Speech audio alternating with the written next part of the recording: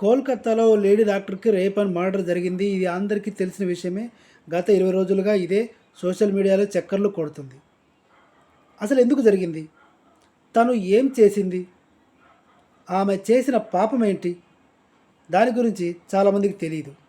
దాని గురించి ఈ వీడియో షార్ట్గా చెప్పేస్తాను. నచ్చితే సబ్స్క్రైబ్ చేయండి. Thank you. ఇక విషయంలోకి వెళ్తే, ఆమె పేరు నేను చెప్పదలుచుకోలేదు, ఆమె ఫోటో కూడా పెట్టదలుచుకోలేదు. ఇది చాలా సిగ్గుచేటు.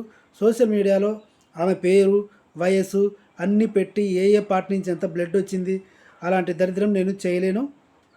ఫైనల్గా ఈమె పీజీ చదువుతుంది మెడిసిన్లో, ఆర్జికర్ హాస్పిటల్, కోల్కతా.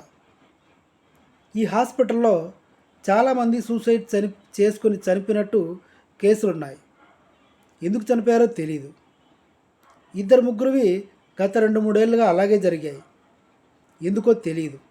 విషయం ఏంటంటే, ఈ హాస్పిటల్లో పోర్నోగ్రఫీ జరుగుతుంది.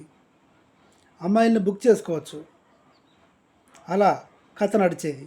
తర్వాత డ్రగ్స్ దందా కూడా జరిగింది. ఈ విషయాలన్నీ ఎవరైతే చనిపోయిన డాక్టర్ లేడీ ఉందో తనకి తెలిసి తను నిరాకరించింది. కొన్ని విషయాల్లో అడ్డుపడింది. ఇదంతా మేనేజ్మెంట్కి నచ్చలేదు. హాస్పిటల్ మేనేజ్మెంట్కి, ప్రిన్సిపాల్కి ఈ దందా ఎవరైతే చేస్తున్నారో వాళ్ళెవరికి నచ్చలేదు. ఆమెను బెదిరించారు, అయినా ఆమె వినలేదు.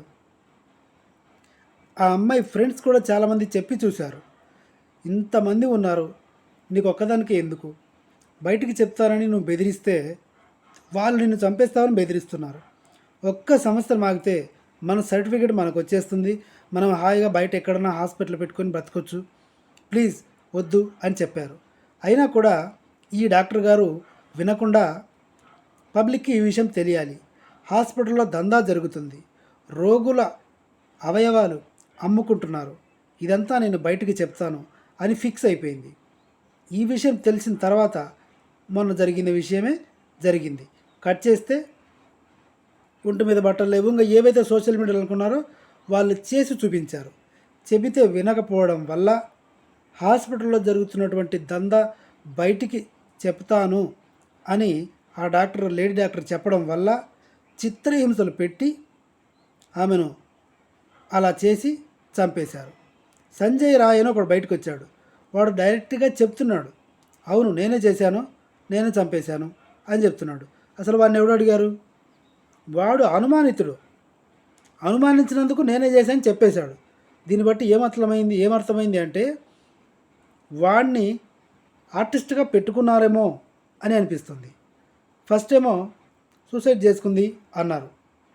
సూసైడ్ చేసుకుంటే ఎందుకు పోస్ట్ మార్టం అన్నారు? తల్లిదండ్రుల్ని 3 గంటల పాటు చూడ్డానికి కూడా వెళ్ళనివ్వలేదు.